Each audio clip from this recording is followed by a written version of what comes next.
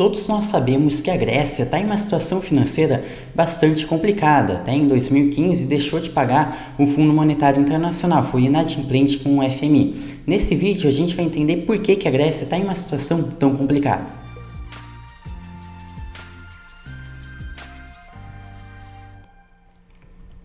Oi, tudo bem? Se você é novo por aqui, sou Gabriel Conversani, assessor de investimentos credenciado pela Ancord, tenho especialização em investimentos Ambima. Vamos entender então como é que a Grécia ficou em uma crise tão grande. Para entender, a gente tem que voltar primeiro lá para a década de 70, quando veio o período de redemocratização da Grécia. O governo queria fazer a Grécia voltar a ter um crescimento econômico, voltar a ser um país desenvolvido. Para isso, ele começou a gastar muito dinheiro, estatizar empresas privadas, criar novas empresas estatais, nacionais, fazer um monte de coisa que envolvia muito gasto público e que sabemos que não dá muito certo. Para isso, começou a se endividar muito e já era um país bastante endividado. Isso começou a afastar muitos investidores que investiam lá na Grécia, começou a sair muito dinheiro lá, a moeda ficava muito inflacionada, valia muito pouco, os preços subiam. A Grécia, que queria melhorar a situação econômica, só foi piorando.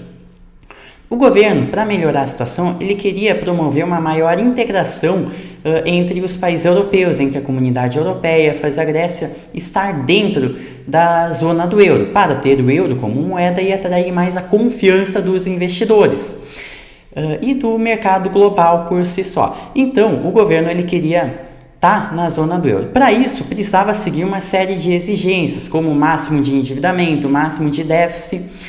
E o governo, que apresentava dificuldade em seguir isso, essas questões de austeridade fiscal, ele até conseguiu. Claro, tempos depois, anos mais tarde, um governo posterior vai acusar o governo da época de ter manipulado, mentido nos dados.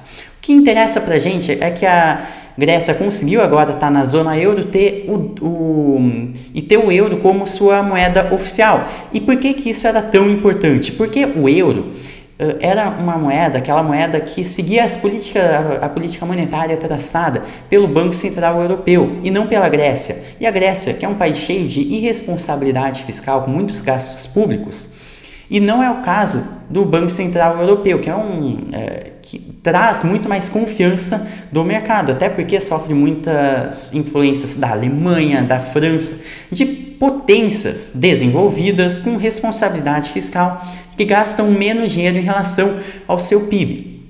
E como agora a moeda ia ser o euro e como a política monetária da Grécia deveria seguir o traçado pelo Banco Central Europeu, então se aproximaria muito mais da Alemanha, da França, do que com o passado recente da Grécia, então os investidores começaram a ver que estava bem mais seguro estar investindo na Grécia. Então começaram a mandar mais dinheiro para a Grécia, bancos gregos e até o governo grego começou a pegar dinheiro com muito mais facilidade. O que isso gerou? Isso fez basicamente com que entrasse muito mais dinheiro na Grécia. Os bancos, então, tinham muito mais dinheiro circulando entre o sistema bancário, emprestavam muito mais dinheiro a crédito mais baixo, até pela lei da oferta e demanda, quanto maior é a oferta, menor vai ser o preço. Então, o que é o preço de um dinheiro que está circulando? É a taxa de juros. E uma taxa de juros mais baixa faz com que empresas vejam uma viabilidade maior em iniciar novos empreendimentos. Então começou de fato um boom econômico. Então a gente pode até ver nessa notícia aqui, nesse gráfico, na verdade, esse é o gráfico do quê? Esse é o gráfico do PIB, como se fosse o GDP, é o PIB lá da Grécia. Então aqui nos anos 2000, começou a subir muito, então a gente teve de fato esse crescimento que a gente pode estar até percebendo aqui pelo gráfico, um crescimento artificial muito motivado pelos gastos públicos também, porque o governo começou a se endividar muito. E podemos perceber isso por esse outro gráfico aqui, que mostra o endividamento dividido pelo PIB, então quanto o endividamento representa do PIB. E começou a subir bastante também, à medida que ia crescendo, começou a subir muito. O que a gente pode perceber com isso? que foi um crescimento artificial. Muito do crescimento foi motivado muito pelos gastos públicos. O governo começou a se endividar ainda mais e não era uma boa ideia, porque já estava muito endividado. E o que esse crescimento, essa expansão artificial, ela gera? E você vai saber se você assistiu o nosso vídeo mais antigo sobre ciclos econômicos.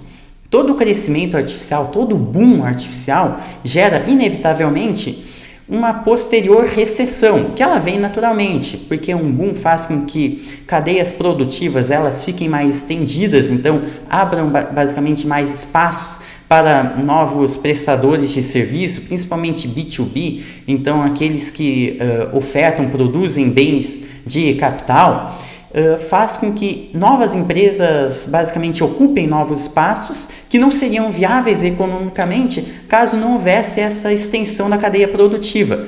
E quando esse novo espaço se mostra não lucrativo ou pouco lucrativo, a empresa que gerou empregos, né, que movimentou a economia, acaba fechando seus negócios e volta para o lugar que antes executava seus serviços, se era mais o setor de consumo, próximo do consumo, acaba voltando. Isso gera uma recessão inevitável, mas essa recessão ela pode ser pior ou pode ser um pouco melhor, digamos assim, né? Pode ser mais curta ou pode ser mais longa. E quanto mais o governo se endivida, quanto mais o governo tenta prorrogar ela, pior ela tende a ficar. Então começou esse processo natural, evidentemente, e é claro que quando para de entrar tanto crédito, quando o crédito passa a ficar mais caro, empresas que já não estavam em negócios tão viáveis não conseguem estar efetuando pagamento, isso eleva muito o risco de crédito do país. Então, voltando aqui, a gente pode até ver mais uma sequência de gráficos, que é o rendimento de títulos públicos de 10 anos. O rendimento de um título público, que é aquele título de crédito de um país, ou seja, o país pega dinheiro emprestado por meio desse título. O que a gente tem que entender? Quanto maior é o risco do país, maiores serão as taxas pagas pelos títulos do país. A linha verde é a da Grécia aqui. Então dá para ver que nos anos 2000, principalmente depois de 2007, começou esse processo de recessão, risco cada vez maior e os títulos públicos pagando taxas cada vez maiores. Poxa, a gente vê a Alemanha aqui, que é um país, uma grande nação, bem mais desenvolvida que a Grécia e que gastava muito menos, que tinha as taxas muito menores. Isso gerava algumas questões, principalmente no Banco Central Europeu, Alemanha, porque como a Europa possui basicamente uma unidade monetária, então possui uma política única monetária, mas não uma política única fiscal, a gente tem que quando a taxa de juros aumenta ou reduz por uma ordem do Banco Central Europeu, todos os países sofrem com essa decisão, mas o Banco Central Europeu não pode simplesmente definir as políticas fiscais de todos os países. Então vai ter países que gastam muito mais do que outros. A Grécia gasta muito mais do que outros. Só que quando o Banco Central Europeu define a política monetária, acaba levando em conta também a situação fiscal de cada país. Então países austeros como a Alemanha podem acabar pagando o preço de países completamente irresponsáveis no âmbito fiscal, como a Grécia, por exemplo, e até mesmo em títulos públicos, porque países mais desenvolvidos começavam na época a comprar mais títulos públicos da Grécia, reduzindo a oferta de títulos públicos, e como a oferta estava mais baixa, então o preço pago pelos títulos públicos acabava caindo. Isso fazia com que as taxas dos títulos da Grécia acabassem ficando mais próximas do que das taxas pagas pelos outros países europeus. E é isso que a Europa busca, uma unidade monetária, e isso envolve também as taxas dos títulos públicos. Mas isso acabava fazendo com que países desenvolvidos aumentassem sua base monetária, até imprimissem dinheiro, tomassem dívida para conseguir estar fazendo esse sacrifício, né, pela Grécia, o que contribuía para uma maior inflação na Europa como um todo. E isso é o preço a se pagar por ter essa unidade monetária e não ter essa coordenação fiscal. Bom, então a gente entende isso, e entendendo que todo o boom artificial gera também uma inevitável recessão e que quanto mais o país se endivida para prorrogar isso, pior é a recessão, a gente já podia esperar que a partir de 2007, como a gente viu aqui que estavam pagando muito bem, né, os títulos públicos da Grécia, o risco estava bem alto, a gente já se aproximava de uma grande recessão e que a Grécia e os gregos iam sofrer bastante. E então a gente pode ver aqui uma notícia que lá de 2000 e deixa eu conferir até a data, se eu não me engano, deu uma travadinha aqui, se eu não me engano lá de 2016, que foi mais ou menos quando teve aquele calote da Grécia com o FMI, né? Então, 2015, perdão, foi 2015, deu uma travadinha aqui, mas teve essa grande corrida aos bancos na Grécia. O que é uma corrida aos bancos? Uma corrida aos bancos ocorre quando as pessoas perdem completamente a confiança no país, também nos bancos, porque como o nível de inadimplência cresce e os bancos são grandes devedores, pessoas ficam com medo de bancos não pagarem também.